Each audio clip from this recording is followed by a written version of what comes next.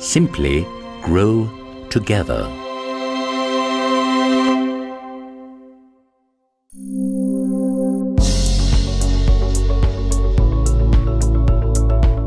La lutte contre la septoriose est un défi important pour les agriculteurs. Afin de gérer cette maladie, il faut d'abord comprendre son cycle de vie. Les symptômes peuvent être observés très tôt dans la saison. Les spores de septoriose se propagent par voie aérienne, d'une plante à l'autre, d'une parcelle à l'autre, d'une exploitation à l'autre. Sur le blé, semé à l'automne, on peut observer des signes d'infection dès les premières phases de croissance. Un climat tempéré humide offre des conditions idéales à la germination des spores et à la formation du tube germinatif.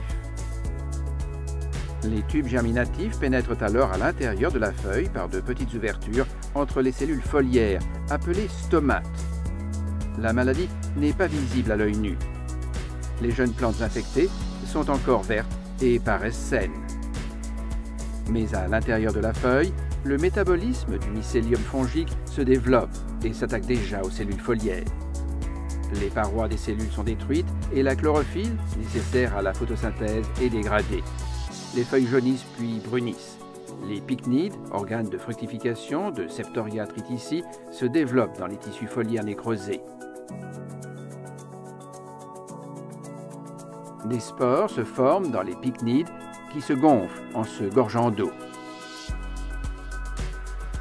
Par temps plus sec, le tissu environnant se rétracte.